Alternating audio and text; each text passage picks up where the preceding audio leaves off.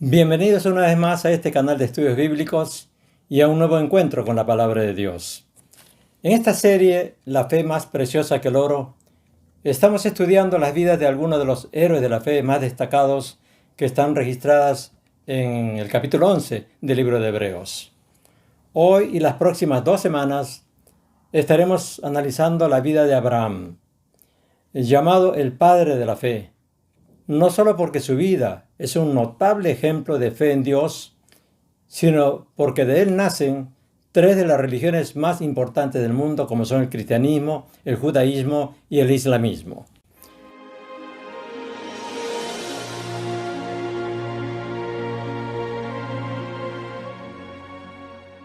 Así que sin más, vamos a ver lo que dice nuestro texto de hoy, Hebreos capítulo 11, versículo 8. Dice lo siguiente: Por la fe Abraham, siendo llamado, obedeció para salir al lugar que había de recibir como herencia y salió sin saber a dónde iba. Y las palabras Abraham siendo llamado nos dan nuestro primer tema en este día. Y la primera pregunta que vamos a hacernos es: ¿de dónde lo llama Dios? Taré, el padre de Abraham, con toda su familia vivían en Ur de los Caldeos. Ur era una ciudad en Mesopotamia, el actual Irak, un centro importante de comercio, de cultura, de erudición, pero también una sede importante del culto a la diosa Luna. Y Taré era un fabricante de ídolos de madera, y con esa profesión, con esa ocupación, se había hecho muy rico. De tal manera que podemos nosotros ver que Abraham provenía de una familia pagana y de una cultura pagana. Este es el contexto del cual Dios llama a Abraham. Ahora, veamos en qué consistió el llamado que Dios hace a Abraham. Y esto lo podemos leer nosotros en Génesis capítulo 12, versículo 1, donde dice: Pero Jehová había dicho a Abraham: Vete de tu tierra y de tu parentela y de la casa de tu padre a la tierra que te mostraré. Era un llamado extraño, ¿verdad? ¿Qué tenía que dejar Abraham? Evidentemente tenía que dejar la religión que tenía, la casa, la familia, su ocupación, su círculo social, su seguridad económica, para lanzarse en un viaje a lo desconocido. Porque Dios le dice: vete a la tierra que te mostraré. No le dice a qué ciudad, ni a qué país, ni a qué región. A la tierra que te mostraré. Ahora, qué prueba tan tremenda para un hombre que estaba frisando ya los 70 años. Ahora, ¿por qué esta prueba?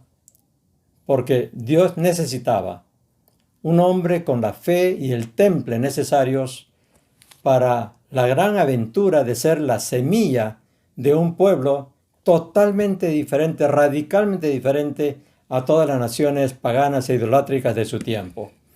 Un pueblo del cual tendría que salir el Mesías, el Redentor, que el mundo necesitaba desesperadamente.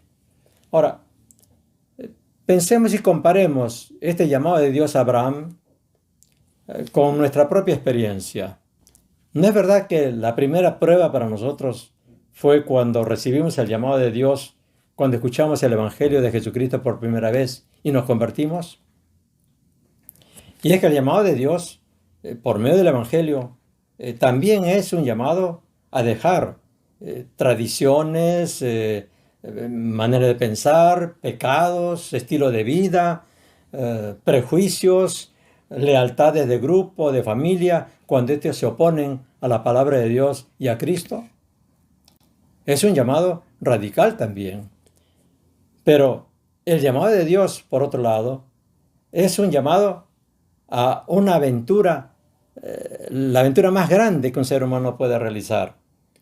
Un viaje no a la luna o al espacio sideral, a otro planeta o aún a otra galaxia, por extraordinario que esto podría ser. Pero es un viaje a la eternidad, a la gloria con Dios, a una eternidad con Dios, donde estaremos allí viviendo con Dios, con Jesucristo y con todos los redimidos de todos los tiempos.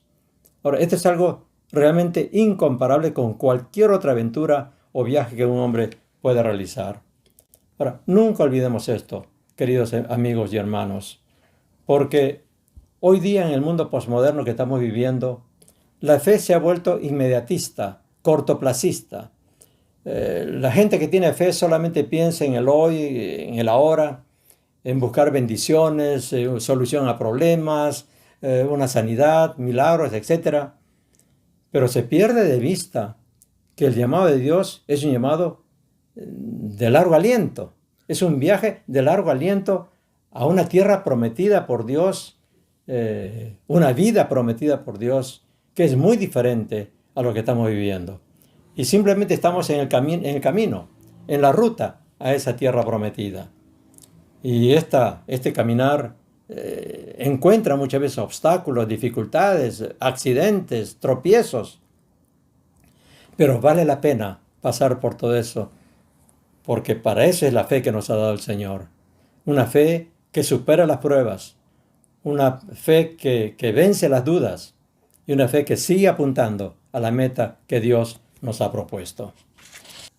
Sigamos con nuestro texto en Hebreos capítulo 11, versículo 8. Y vamos a recordar nuevamente lo que hemos leído.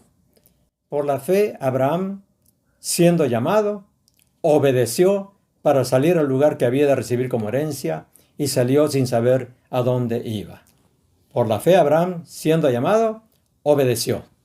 Y esta palabra nos da entonces nuestro segundo tema, nuestro segundo punto, la obediencia de la fe. Evidentemente Dios conocía muy bien el corazón de Abraham, porque él responde de inmediato. Ahora, seguramente Abraham le contó a su padre Taré acerca del llamado que había recibido. Y Taré entonces le hace caso a su hijo y salen de Ur. No sabemos cuánto tiempo después, pero salen de Ur y van a Harán, que estaba a unos 40 kilómetros de Ur, pero se quedan allí en Harán. Y se establecen allí hasta que Taré fallece a la edad de 205 años. Y recién entonces Abraham emprende el viaje en obediencia al llamado de Dios, cuando ya había cumplido 75 años. Nuevamente, ¿cuál era la promesa que Dios hizo a Abraham y por lo cual él deja todo en fe? En Génesis capítulo 12, los versículos 2 y 3 encontramos esta promesa, la primera promesa que Dios hace a Abraham. Le dice, y haré de ti una nación grande, y te bendeciré, y engrandeceré tu nombre, y serás bendición. Bendeciré a los que te bendijeren, y a los que te maldijeren, maldeciré, y serán benditas en ti todas las familias de la tierra. Qué promesa tan tremenda, ¿verdad? Y Abraham le cree a Dios, a pesar de lo increíble que era tanta maravilla y tanta grandeza. Y deja todo para emprender ese viaje, esta loca aventura hacia lo desconocido, porque no sabía dónde era esa tierra prometida. Esa fe obediente fue lo que sostuvo a Abraham a lo largo de los 100 años que vivió después del llamado, hasta que falleció a la edad de 175 años, tal como lo relata el capítulo 25 del libro de Génesis.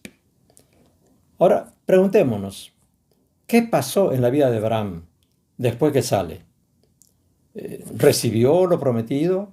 ¿Vio el cumplimiento de las promesas de Dios de una nación grande, de una descendencia abundante como la arena del mar, de bendiciones sobreabundantes, de ser bendición al mundo?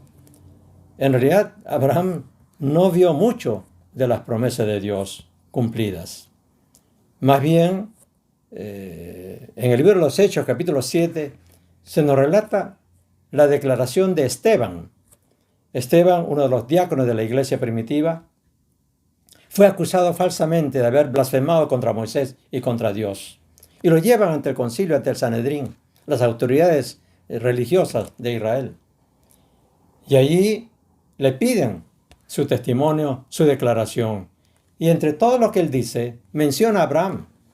Y en el versículo 5 del capítulo 7 de Hechos, Esteban dice lo siguiente: y no le dio herencia en ella, ni aun para sentar un pie. Está hablando de Dios y Abraham. Lo que está diciendo es, y Dios no le dio a Abraham herencia en la tierra prometida, ni aun para sentar un pie. Añade, pero le prometió que se la daría en posesión y a su descendencia después de él, cuando él aún no tenía hijo. Pero notemos, ninguna tierra ni aun para sentar un pie, después de tantas promesas que le había hecho. La única tierra que él realmente, en verdad, poseyó fue la cueva de Macpela, que él había comprado con su dinero, que compró con su dinero para su tumba, y donde fue sepultada Sara primeramente, y luego él también. Ahora, lo extraordinario de la fe de Abraham es que su fe no fluctuó ni se debilitó, excepto algunas vacilaciones iniciales, a pesar de no recibir las bendiciones prometidas, y siguió obedeciendo a Dios a lo largo de toda su vida, a pesar de todo, dándonos un extraordinario ejemplo de la obediencia de la fe o de una fe obediente. Porque la fe genuina va unida, es inseparable de la obediencia. No puede haber fe sin obediencia. Es triste pensar en los millones de personas que hoy día en el mundo y a lo largo del tiempo dicen o piensan que creen en Dios y llaman a Jesús Señor, y sin embargo no obedecen la palabra de Dios, no obedecen a Dios en sus vidas, ni siquiera buscan en la palabra de Dios cuál es la voluntad de Dios para ellos. Y sin embargo Jesús, hablando a sus discípulos, le dijo, y esto está registrado en Lucas capítulo 6, versículo 46, ¿por qué me llamáis Señor, Señor, y no hacéis lo que yo os digo? Y lo dice evidentemente con un tono de queja, de tristeza, de decepción. ¿Por qué me llaman Señor, Señor?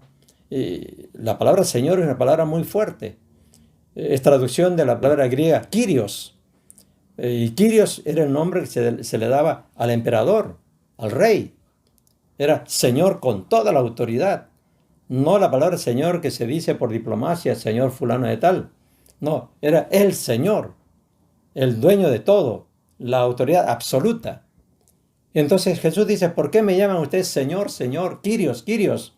Y no hacen lo que yo les digo, lo que yo les mando. Entonces vemos aquí la importancia de este segundo punto que estamos tratando, la obediencia de la fe. Nuestra fe, esta fe más preciosa que el oro, va inseparable con la obediencia que le debemos nosotros a Dios. Y esto nos lleva a un tercer punto, la fidelidad de la fe.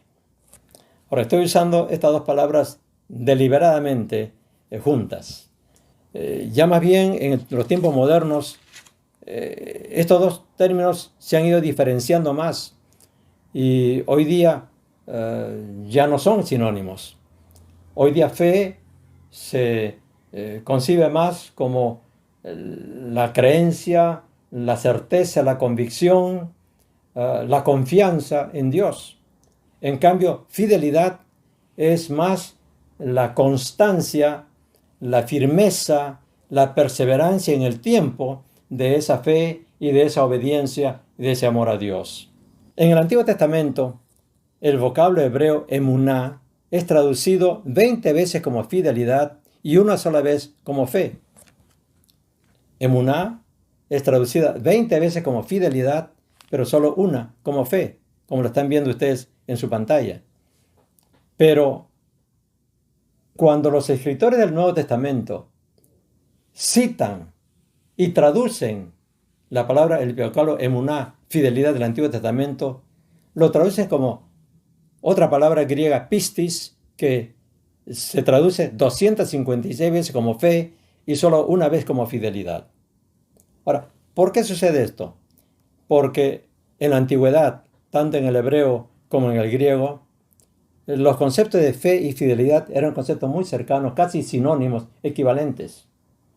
Entonces, fe es, sí, certeza, confianza, convicción en Dios, pero fidelidad es esa certeza y esas convicciones que llevan a amar a Dios y a obedecerle, prolongada en el tiempo.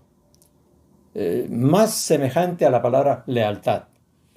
Fidelidad entonces es amar, obedecer, ser amigo en el tiempo, no importa cuáles sean las circunstancias, no importa cuánto cambian las situaciones. En el diálogo común se habla que el perro es el mejor amigo del hombre, ¿verdad? Se considera al perro como un amigo fiel. ¿Usted sabía que esta frase del perro, el amigo más fiel del hombre, tiene un origen histórico? Pues es interesante recordarlo. En Missouri, Estados Unidos, el año 1869, esta es la historia verídica, un granjero un día encuentra a su perro que amaba tanto, lo encuentra muerto por disparos de su vecino. Y entonces va y denuncia y le entabla un juicio al vecino. Por supuesto, todos se rieron de él, se burlaron de él, cómo abrir un juicio por un perro, ¿verdad? Nunca se había visto hasta ese momento. Pero entabla el juicio y se abre el juicio contra su vecino. Y el abogado que representó a este granjero y a su perro en este juicio culmina su alegato con un discurso del cual voy a citar algunos párrafos porque son muy significativos para nuestro tema. Dice así este abogado: caballeros del jurado, el mejor amigo que un hombre pueda tener podrá volverse en su contra y convertirse en su enemigo. Su propio hijo o hija, a quienes crió con amor y atenciones infinitas, pueden demostrarle ingratitud. Aquellos que están más cerca de nuestro corazón, aquellos a quienes confiamos nuestra felicidad y buen nombre, pueden convertirse en traidores. Las personas que están dispuestas a caer de rodillas para honrar nuestros éxitos serán los que arrojen la primera piedra cuando el fracaso coloque nubes sobre nuestro porvenir. El único, absoluto y mejor amigo que tiene el hombre en este mundo egoísta, el único que no lo va a traicionar o negar, es su perro. Caballero del jurado, el perro de un hombre está a su lado en la prosperidad y en la pobreza, en la salud y en la enfermedad. Dormirá en el frío piso donde sopla el viento y cae la nieve solo para estar junto a su amo. Besará la mano que no tenga comida para ofrecerle. Lamerá las heridas y amarguras que produce el enfrentamiento con el áspero mundo. Si la desgracia deja a su amo sin hogar y amigos, el confiado perro solo pide el privilegio de acompañar a su amo para defenderle contra todos sus enemigos. Y cuando llega el último acto y la muerte hace su aparición y el cuerpo es enterrado en la fría tierra, no importa que todos los amigos hayan partido. Allí, junto a la tumba, se quedará el noble animal, su cabeza entre sus patas, los ojos tristes pero abiertos y alertas, noble y sincero, más allá de la muerte. Qué tremendo, ¿verdad? Ahora, está de más decir que ganó el juicio. Pero qué tremenda lección de lo que es la fidelidad. El ejemplo de un simple animalito, un simple perro, pero que nos enseña cómo debe ser nuestra fidelidad para con Dios, nuestro amo, nuestro Señor. Así como el perro es fiel a su amo hasta la muerte y aún después de la muerte, también nosotros debemos ser fieles a Dios. Pues hay un detalle en la vida de Abraham que confirma su fidelidad para con Dios, la constancia y persistencia de su fe en medio de todas las circunstancias, de las más diversas circunstancias en su vida. Abraham no dejó de servir a Dios y levantar altares de adoración a Dios, en las buenas y en las malas. Por eso, estos altares son muy significativos y tienen un mensaje para nosotros. Y por eso vamos a analizar brevemente los 4 altares que levantó Abraham y que están registrados en la Biblia. Posiblemente ha habido más, pero los 4 altares que están registrados en la Biblia. El primero está en Génesis capítulo 12, versículos 6 y 7. Dice: y pasó Abraham por aquella tierra, a este lugar de Siquem, hasta el encino de More, y el cananeo estaba entonces en la tierra. Y apareció Jehová a Abraham y le dijo: a tu descendencia daré esta tierra. Y edificó allí un altar a Jehová, quien le había aparecido. Este primer altar es el altar de la adoración. Es un momento glorioso sobre la presencia de Dios, ante la presencia de Dios. ¿Qué había pasado? Hasta ese momento, las veces que Dios le habló a Abraham había sido en visión o de otras maneras. Pero ahora que él está en Siquem, en la ciudad de Siquem, pueblo de Siquem, Dios se le aparece por primera vez. No en su forma real como Dios, porque Dios es espíritu y nadie puede ver a Dios y vivir. Esto le dice Dios a Moisés en Éxodo capítulo 33. Nadie podrá ver el rostro de Dios y vivir. La gloria de Dios es tanta que moriríamos ante su presencia cercana y real. Pero entonces Dios se aparece en lo que se llama una teofanía. Apareció en forma de un ser humano. Y así se le aparece a Abraham. Pero de todas maneras, es una experiencia tremenda porque él sabe que es Dios en la persona, en esa aparición.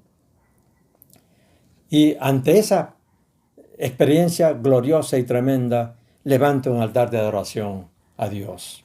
Este es el primer altar. El segundo altar está en el versículo siguiente, el versículo 8. Dice: luego se pasó de allí a un monte al oriente de Betel y plantó su tienda, teniendo a Betel al occidente y Hai al oriente. Y edificó allí altar a Jehová e invocó el nombre de Jehová. Y Abraham partió de allí caminando y yendo hacia el Negev. Este es el altar de adoración en medio del temor y de la indecisión. ¿Por qué digo esto? En el versículo 6 hemos leído que el cananeo estaba en la tierra. Abraham había llegado ya a Betel y esto estaba en la tierra de Canaán. Ya era parte de la tierra prometida. Pero en Canaán estaban los cananeos, que eran una serie de tribus, de naciones aguerridas, agresivas, fuertes. Entre ellos estaban los hijos de Anac, aquellos gigantes como Goliat, ¿verdad? Que cuando Moisés manda a los espías, años después, los espías regresan con uniforme. Allí hay gigantes ante quienes nosotros parecíamos langostas, ¿verdad? Entonces, ante esta situación, le entra el temor a Abraham. Desfallece un poco en su fe. Y además de eso, evidentemente había comenzado ya la hambruna en aquella región. Y por eso él, simbólicamente, pienso yo, planta su tienda, su carpa entre Betel y Ai.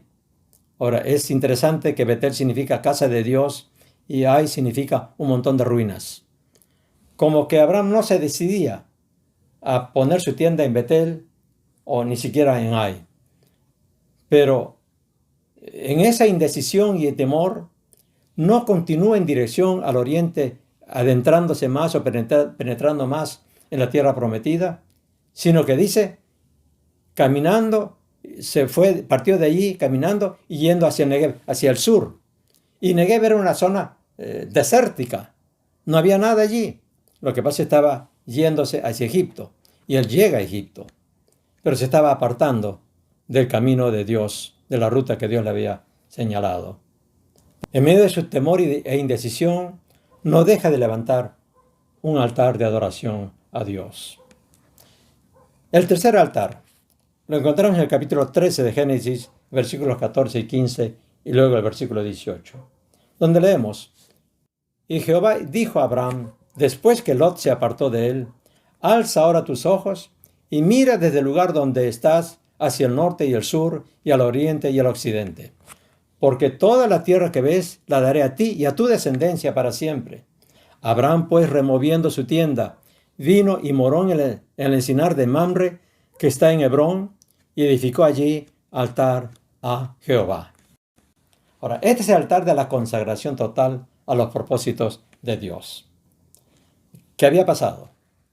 Como vimos anteriormente, Abraham descendió a Egipto, al sur hasta Egipto. Por temor, por la hambruna, le falla la confianza en Dios en ese momento, le entra el temor y se va a Egipto. Ahí le pasó de todo.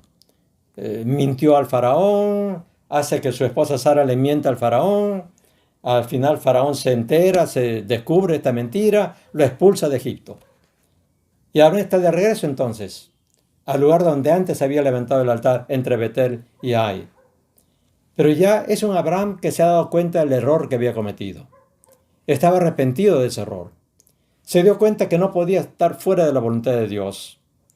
Y entonces regresa al último lugar donde había levantado un altar, porque en Egipto no levantó ningún altar a Dios. Estaba espiritualmente en un bajón. Pero al darse cuenta que no podía salir de la voluntad de Dios, recuerda seguramente que Lot con él era un obstáculo, porque Dios le había dicho, vete de tu tierra y de tu parentela. Ahora Lot era un pariente de Abraham, era su sobrino.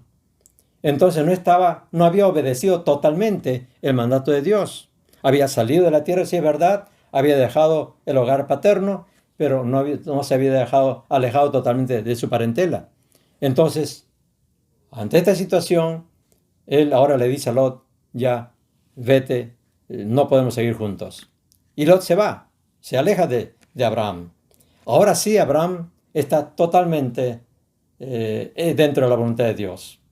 Está totalmente dispuesto a cumplir los propósitos de Dios en base a sus promesas. Ahora, quiere ser bendecido por Dios, sí, pero ser de bendición, como Dios le había dicho, a toda la familia de la tierra. Es decir, cumplir los propósitos de Dios en su vida. Por eso decía que este es el altar de la consagración total a los propósitos de Dios. Y hay un cuarto altar, que lo encontramos en Génesis capítulo 22, versículo 9, después de varios años. Dice Génesis 22, 9. Y cuando llegaron al lugar que Dios le había dicho, edificó allí Abraham un altar, y compuso la leña, y ató a Isaac su hijo, y lo puso en el altar sobre la leña. Ahora este es el altar de la obediencia en la circunstancia más terrible de la vida. Pero por su importancia, vamos a dejar este altar para nuestra próxima sesión. Pero terminemos con esto. Si la fe es inseparable de la obediencia, también la fe debe ir junto a la fidelidad hasta la muerte, como lo fue Jesús. Jesús fue nuestro amigo hasta la muerte. No salió del propósito de Dios, del propósito de su vida, a pesar de todo el sufrimiento, a pesar de la traición de los amigos, de Pedro, de que lo negó 3 veces, a pesar de todo lo que le hicieron y las injusticias y todo ello, Él nunca dejó de ser fiel a nosotros y al propósito de su venida a la tierra.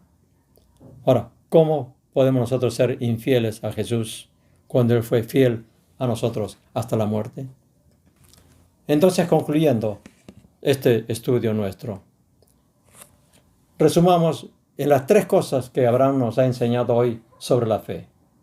Primero, la fe se inicia al obedecer el llamado de Dios en nuestra conversión, para iniciar la aventura más extraordinaria que un hombre pueda realizar, el viaje a la gloria eterna con Dios, simplemente confiando en la promesa de Dios de perdón total y una vida eterna con Él, pero a la vez una vida con propósito y trascendencia aquí en la tierra.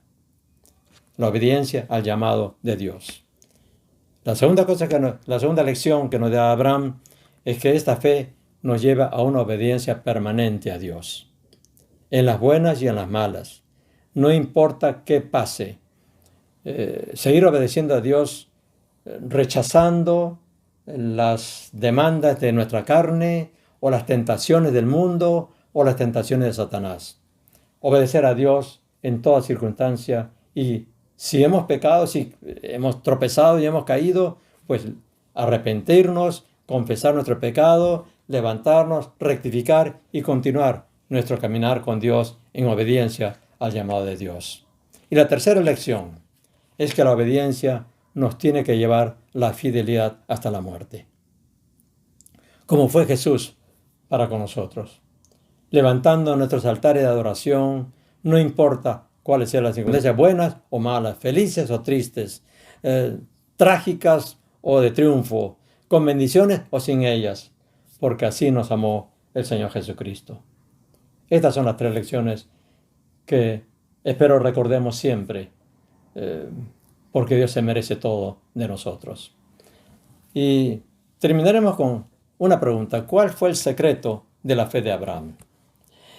¿Qué esperaba con tanta certeza y convicción que produjo en él la paciencia y la perseverancia para mantenerse así durante 100 años y morir feliz? Porque esto dice la Biblia, que él murió lleno de días. Era una expresión hebrea para decir que murió feliz, satisfecho de la vida. Ahora, si él no recibió las bendiciones, todas las bendiciones que Dios le había prometido, ¿cómo es que muere feliz, totalmente satisfecho? Ahora, esto es lo que veremos en el próximo estudio, en la próxima semana, si Dios lo permite. Que esa fe, esa obediencia y esa fidelidad nos acompañen en nuestro viaje, en esta aventura que es la vida cristiana. Y en este viaje al hogar celestial que el Señor Jesucristo ha prometido para cada uno de nosotros. Señor y Padre nuestro, gracias por esta fe de Abraham que nos enseña tanto, Señor. La obediencia en el llamado, la obediencia en la vida, pero también la fidelidad hasta la muerte. Y gracias, Señor Jesús, por habernos amado hasta la muerte, haber sido fiel hasta la muerte. Y por eso queremos responder también con obediencia y con fidelidad. Ayúdanos, por favor. En el nombre de Jesús te lo pedimos, porque reconocemos que somos débiles. Reconocemos que muchas veces te fallamos. Pero, Señor, ayúdanos con tu Espíritu Santo y con tu palabra a mantenernos firmes en esa fe, en esa obediencia y en esa fidelidad. Te lo pedimos con mucha gratitud, Señor, en el bendito nombre de Jesús. Amén. Hasta la próxima semana. Bendiciones.